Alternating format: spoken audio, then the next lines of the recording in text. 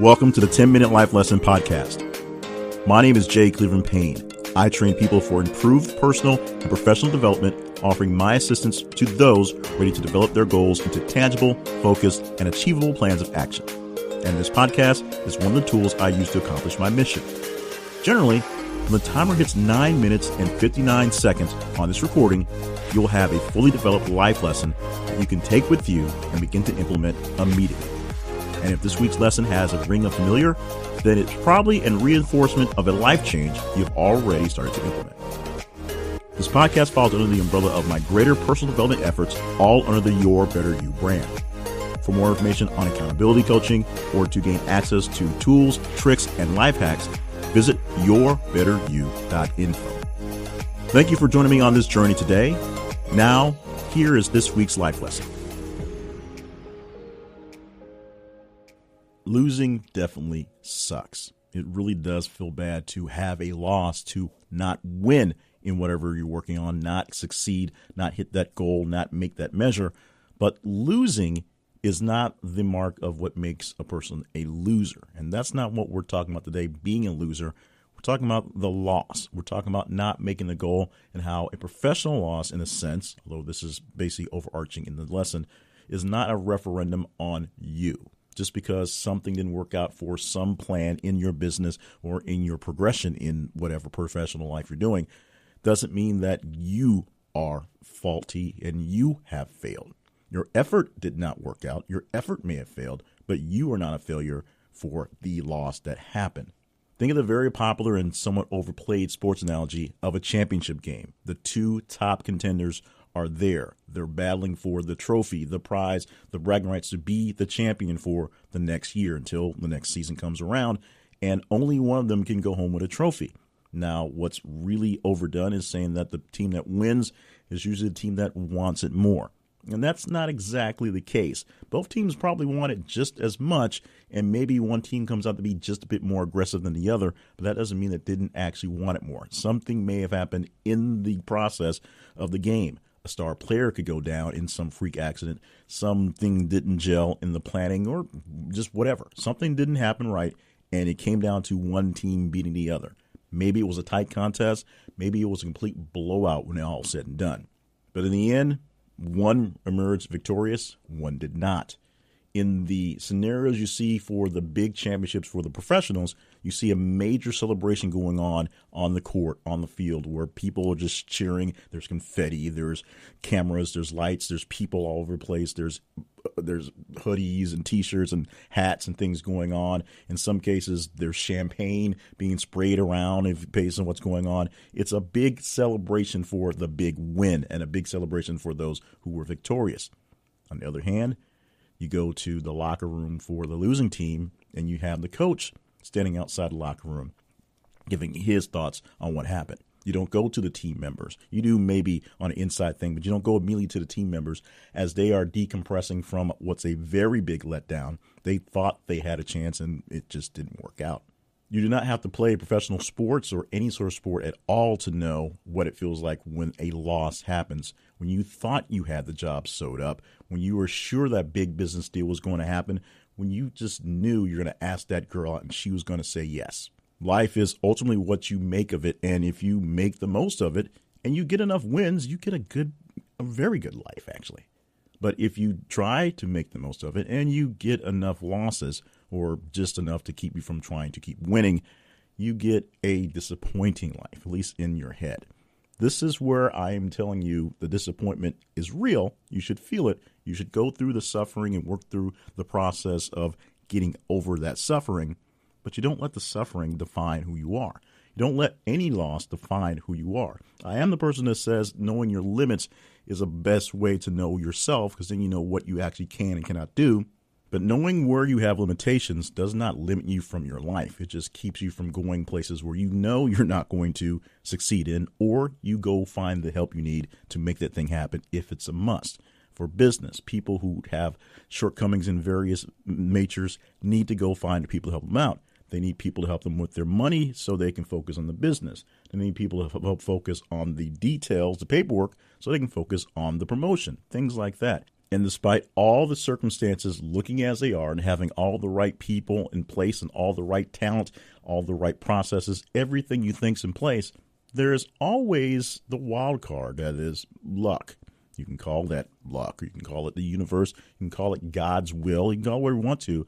There's always something that gets in the way. It's the rain on your wedding day, if you will, that makes things not exactly perfect, which means you don't come out exactly perfect, which mostly means you may not get the win, or at least you may not get the win as you expected it in that case.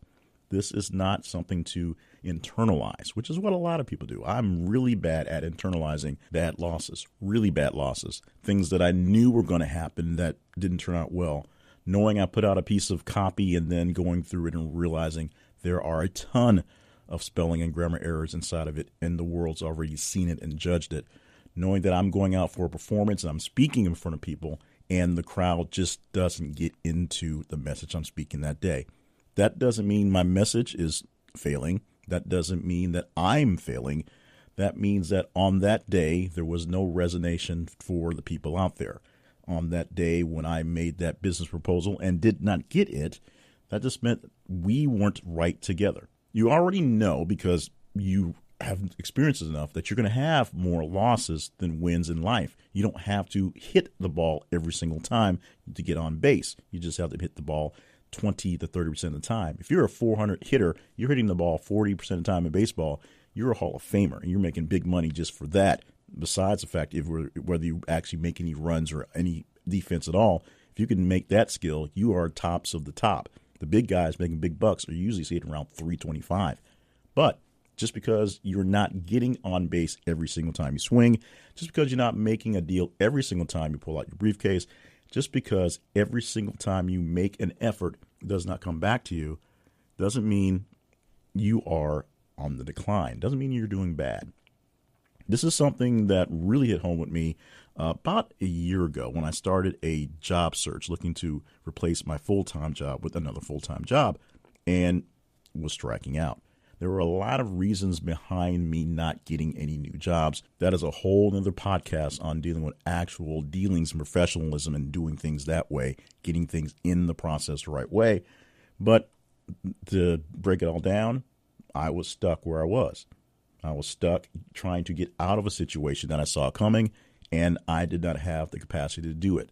Or more specifically, the employers I was reaching out to didn't need me, or didn't need my skills, or found someone else that was slightly better. That's the reality of it. They didn't hire me. They've not asked me back, and that's the case. That did not in any way diminish me that I could not get another position.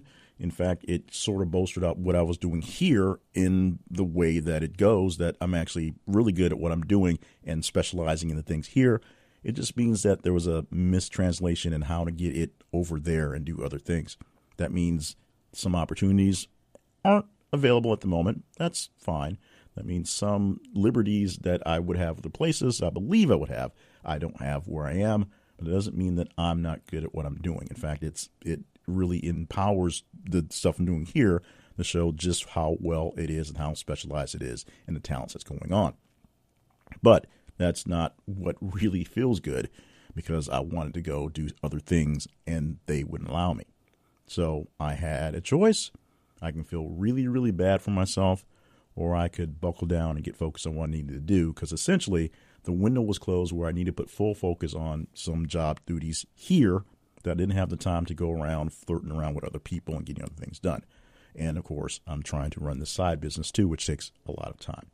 So think about that next time you see something that looks like a defeat or truly is a defeat.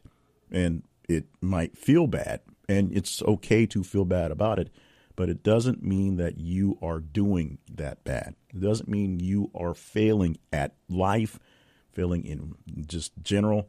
It just means that one little effort did not work out well. One little effort failed. And that's the truth. That's the definition of failure. It didn't work. It didn't work. You are not a failure. You are working just fine. So when you're done with your pity party, which you're more than happy to have, dust yourself off, get back to work, try something else, or even try that one thing slightly different and see how it turns out this time.